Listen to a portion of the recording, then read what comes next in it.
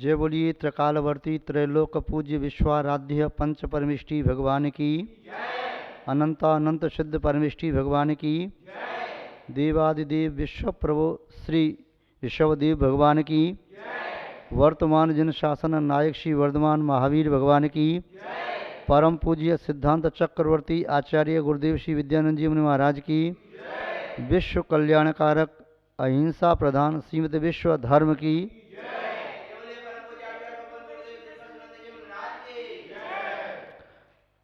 जैनम जयतु शासनम विश्व कल्याणकारकम। धर्म स्नेही सत श्रद्धालु यहाँ पर उपस्थित आप सभी भव्य वर पुंडरीक पुण्यात्मा महानुभाव, एक व्यापारी अपने व्यापार का लेखा जोखा करता है। वर्ष के अंत में उसका चिट्ठा बनाता है, बैलेंस शीट को मिला लेता है। बैलेंस शीट बनाने के पहले प्रॉफिट एंड लॉस अकाउंट बनाता है, उसके पहले ट्रेडिंग अकाउंट बनाता है। यदि ट्रेडिंग अकाउंट ठीक नहीं है तो P&L अकाउंट भी ठीक नहीं होगा और बैलेंस शीट भी नहीं। बैलेंस शीट मिल गई, समझो सब ठीक है। बैलेंस शीट बनाने के लिए ही ट्रेडिंग अकाउंट और P&L अकाउंट बनाने पड़ते हैं। ट्रेडिंग अकाउंट से ये ज्ञात हो जाता है कि ग्रॉस प्रॉफिट है और ग्रॉस लॉस। P&L अकाउंट से ये निश्चित हो जाता है कि मुझे नेट प्रॉफिट कितना हुआ या नेट लॉस हुआ। कई बार ऐसा भी देखा जाता है ग्रॉस प्रॉफिट कुछ दिखाई दे रहा हो और बाद में नेट लॉस दिखाई दे जाए, और कई बार ऐसा होता है ग्रॉस लॉस दिखाई दे रहा हो और बाद में नेट लॉस निकल के आ जाए। इसमें कोई ज़्यादा अंतर नहीं पड़ता है, ग्रॉस लॉस आ जाए या ग्रॉस प्रॉफिट, नेट लॉस आ जाए नेट लॉस। किंतु हाँ, बैलेंस शीट यदि गड़बड़ है तो चाहे P&L अकाउंट और ट्रेडिंग अकाउंट कैसे भी हों, वह सही नहीं माने जा सकते। बैलेंस शीट को पूर्ण करने के लिए वह अपनी पहले P&L और ट्रेडिंग अकाउंट को पूरा देखता है, असेट्स और लायबिलिटीज को देखता है, वह संतुलित है, उसमें कहीं डिस्टर्ब नहीं है, उसका व्यापार ठीक है, उसे अपने व्यापार को नियंत्रित कर सकता है। लॉस भी हो रहा होगा तब भी नियंत्रित कर सकता है, प्रॉफिट हो रहा है तो उसे बढ़ा सकता है। जैसे बैलेंस शीट के माध्यम से व्यापार को बैलेंस किया जाता है, संतुलित किया जाता है। बैलेंस शीट न बनाए अंधेरे में व्यापार करता रहे, न मालूम चले कि व्यापार में लाभ हुआ कि प्रॉफिट हुआ, कितना लायबिलिटीज है, कितने असेट्स है, कुछ भी ज्ञात नहीं है, तो ऐसे व्यक्ति का व्यापार ज़्यादा समय तक चल नहीं सकता। उसके व्यापार में से लोग चोरी करें या कोई और अपना धन उसमें रख जाए तो उसे ज्ञात ही नहीं है। व्यापार के बारे में अथेंटिक कोई बात वह कह नहीं सकता। ऐसे ही जैसे बिना बैलेंस शीट के व्यापार के बारे में कोई बात अथेंटिक नहीं कही जा सकती, जीवन के बारे में भी समत्व भाव के बिना कोई बात प्रमाणिक नहीं की जा सकती। जीवन को संतुलित करने की तराजू है साक्षी भाव, समत्व भाव।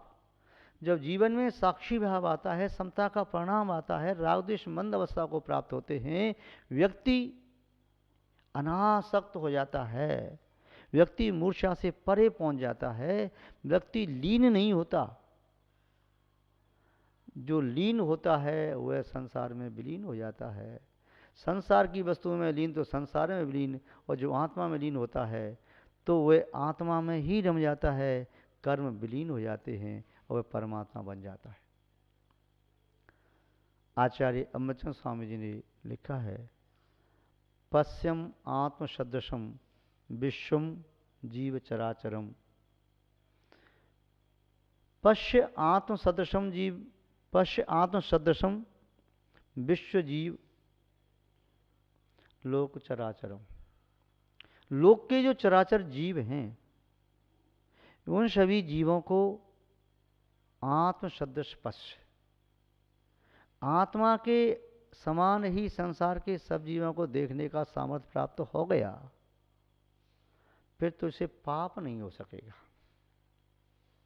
जब तक तेरी दृष्टि में आत्मा में और दूसरे जीव में भेद पड़ रहा है, तब तक तू पाप कर सकता है। तब तक तू किसी को वरदान देने के लिए तैयार हो जाएगा, तो किसी को अभिशाप देने के लिए भी। उस समय वरदान देने में तुझे देर न लगेगी और अभिशाप देने में भी नहीं। किंतु जिस समय अपनी आत्मा के समान दूसरी आत्मा को भी समझेगा, तो फिर न वरदान न अभिशाप, क्या वरदान क्या अभिशाप, समझेगा बस सब आत्मा एक बराबर हैं, किसको देना किससे लेना। प्रत्येक आत्मा के साथ बंधा हुआ कर्म उसे उसका फल देने वाला है। मैं अपनी आत्मा में लीन हो जाऊं, बस यही मेरा लोक के प्रति उपकार पर्याप्त है। वैदिक परंपरा के शास्त्रों में भी लिखा है, आत्मवत सर्वभूतेषु, तो सभी जीवों में आत्मवत, अपनी आत्मा की शक्ति को देखो। अप्पा सो परम अप्पा, प्रत्येक आत्मा को परमात्मा देखो। आचार्य निवचन सिद्धांत चक्रवर्ती ने लिखा, शक्ति की अपेक्षा से सभी जीव शुद्ध भगवान हैं। सभी शुद्धाहु शुद्ध नया, शुद्ध नय से सभी जीव शुद्ध हैं, परमात्मा हैं, किसी को कम मत आंको। व्यक्ति जब किसी को उत्कृष्ट मान लेता है तो उसके मन में स्वयं के प्रति हीन भावना आ सकती है। जब किसी को लघु मानता है तब निस्संदेह उस समय अपनी अहंकार का पोषण कर रहा होता है। अहंकार का पोषण करने के लिए वह सामने वाले पदार्थों में कोई एक ऐसी कमी खोजता है जो उसके अंदर नहीं है, या उसे वो अपनी कमी दिख नहीं रही है, दूसरे की गलती दिख रही है, तो समझना चाहिए ये सब अहंकार का पोषण है। अहंकार में रस आ रहा है, आनंद आ रहा है, और जब उसे कुछ नहीं दिख रहा सामने वाले का दोष, और कुछ नहीं दिख रहा सामने वाले की अच्छाई, संभव है वह साक्षी भाव में बैठ गया, आत्मा में लीन होने का वह स्वप्न साकार कर सकता है। नदी किनारे बैठा हुआ व्यक्ति, तट पर बैठा हुआ व्यक्ति यदि नदी में बहती हुई वस्तु को पकड़ने के लिए दौड़ रहा है तो रागी है, और उसे देख करके नाक बंद करता, मुंह फेर लेता है, किसी वस्तु को देख करके तो द्वेषी है। तटस्थ उसे कहते हैं जो तट की तरह से स्थित रहे, नदी में चाहे अमृत बह करके जाए या जहर। तट कभी अमृत को गले लगाने के लिए और जहर को धक्का मारने के लिए अपने स्थान को छोड़ करके आते नहीं। जो व्यक्ति संसार की किसी भी अनुकूलता प्रतिकूलता के प्रति एक जैसा भाव रखने में समर्थ है, वही वास्तव में उत्कृष्ट संत है, तपस्वी है, महात्मा है। आचार्यों ने लिखा है समता के संबंध में, जीवी मरणे लाहा, लाहे संजोग विपजोगे, बंधु रेश दुखादो, समता सामायमणा। जीवन में मरण में कोई कहे तुम्हारी मृत्यु अभी होने वाली है, कोई फर्क नहीं पड़ता। कोई कहे तुम 100 साल जियोगे, 100 साल, कोई फर्क नहीं पड़ता। आप पढ़ते हैं मेरी भावना में, अनेक वर्षों तक जीऊँ या मृत्यु आज ही आ जावे। ये समत्व का भाव जिसमें पैदा हो गया है, उसका ये भाव होता है। अपनी आत्मा में जा करके देखें, यदि कोई हमसे कहे कि आपकी मृत्यु 1 घंटे में भी होने वाली है, हमारी आत्मा का परिणाम क्या होता है। और कोई कहे आपको तभी 80 साल और जीना है, आत्मा का परिणाम क्या होता है। वह आपको स्टैम्प पेपर लिख करके दे दे, क्या दोनों में आत्मा का परिणाम एक है। यदि है तो वास्तव में आपके चित्त में समत्व भाव है।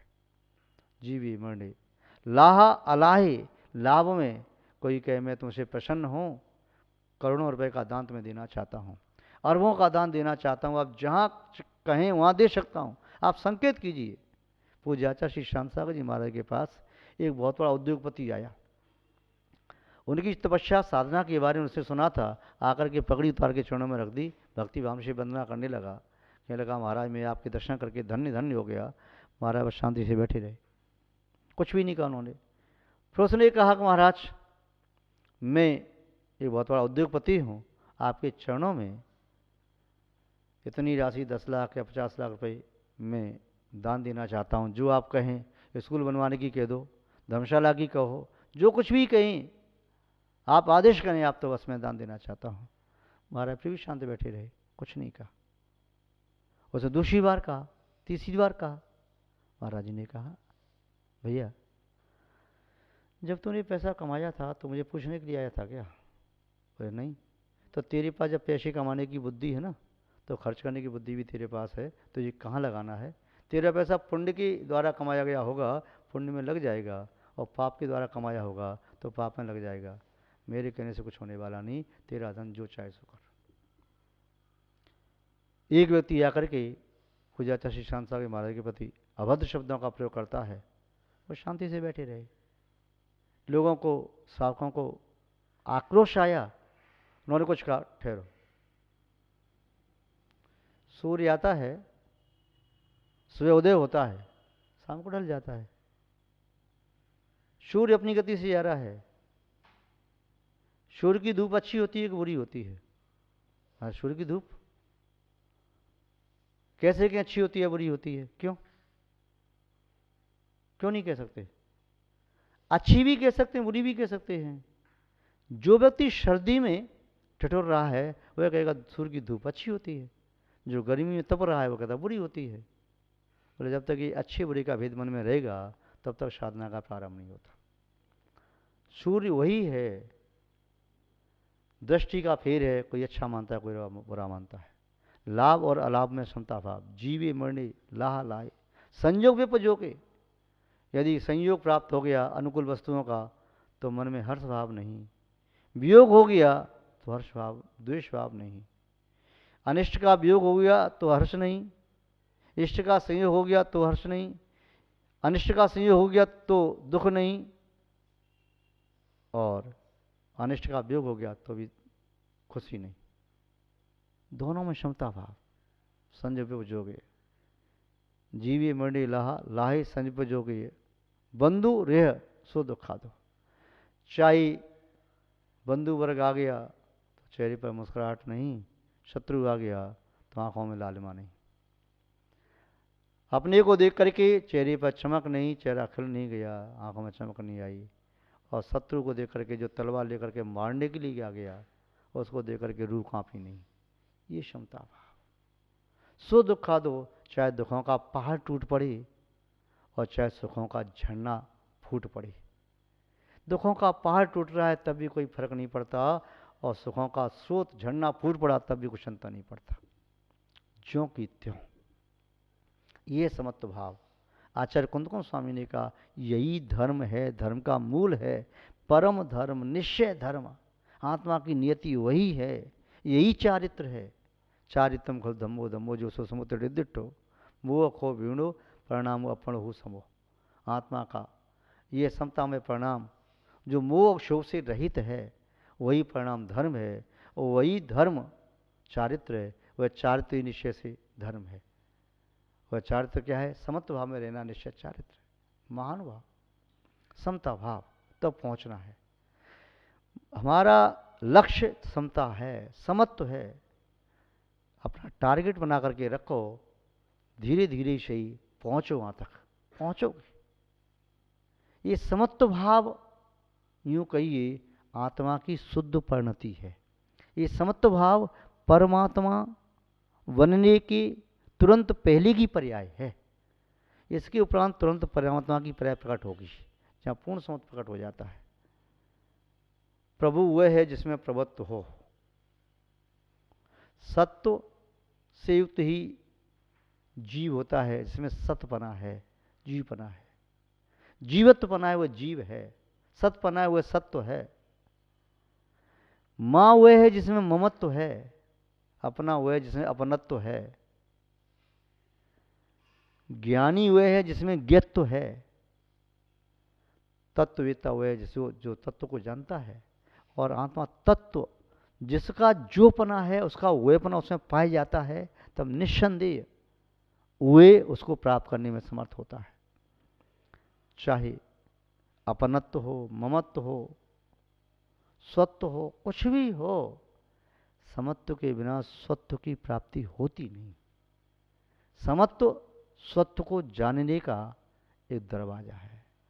जब तक समत्व का ताला नहीं खुलेगा, स्वत्व का दरवाजा नहीं खुलेगा। समत्व प्राप्त करना परम आवश्यक है। वह स्वत्व जीवन में कैसे आए? सामाय के समय आप लोग सामाय करते हैं, साम में सर्वभूतेषु वैरम मम न केनचित आशा सर्व परित्यज्य समाधि महात्म श्रेय महाश्रेय महात्मश्रेय। श्यामय पाठ में कहा, साम्य में सर्वभूतेषु, सभी प्राणियों में समता भाव, वैरम मम न किंचित, किसी के प्रति भी मेरे चित्त में वैर का भाव नहीं, राग का भाव नहीं, आशा सर्व परित्यज्य। जब तक पूरी आशा का परित्याग नहीं करेंगे तब तक साम्य भाव नहीं आएगा। भगवान महावीर स्वामी साम्य भाव से युक्त, कोई भी परमात्मा सर्वज्ञ साम भाव से युक्त। इसीलिए उनकी दृष्टि क्या होती है? नासा पर है दृष्टि तुम्हारी, उनकी दृष्टि नासा पर होती है। काका कालेलकर जब भगवान बाहुबली के दर्शन करने के लिए गए, उन्होंने अपनी पुस्तक में लिखा है, मैं इस प्रकार से परमात्माओं को, देवों को नमस्कार नहीं करता, मैं मस्त अपना हर जगह नहीं झुकाता, किंतु भगवान बाहुबली की मूर्ति को देखा, वीतरागी मुद्रा को देखा, मेरा माथा स्वतः झुक गया, स्वतः झुक गया। जो वीतराग मुद्रा, जो समत्व भाव देख करके मैं नहीं झुका, उनकी समता ने झुका लिया। समत्व का आकांक्षी समत्व को देख करके झुक जाता है, ऐसा मानता मुझे सब कुछ मिल गया, जो कुछ चाहिए सब कुछ मुझे मिल गया, कुछ भी नहीं चाहिए। और जिसे कुछ नहीं चाहिए उसे अंदर में सब कुछ मिल जाता है, और जिसे बाहर से कुछ चाहिए उसे अंदर से कभी कुछ नहीं मिलता। महान भाव, ये समत्व भाव ज्यों ज्यों विकास को प्राप्त होता जाएगा, त्यों त्यों हम परमात्मा के निकट पहुंचते चले जाएंगे। और परमात्मा बनने की यही एक सिर्फ कला है, इसे अपने अंदर प्रकट करने की कोशिश करो। हम भी भावना भाते हैं आपका समत्व भाव वृद्धि को प्राप्त हो और आप अपने स्वकीय परमात्मा को पा सकें। इन्हीं सद्भावनाओं के साथ शब्द श्रृंखला को विराम देते हैं। जय बोलिए श्री शांतनाथ भगवान की, परम पूज्य आचार्य गुरुदेव श्री विद्यानंद जी महाराज की, अहिंसामय विश्व धर्म की, जैनम जेतु शासनम विश्व कल्याण कारकम।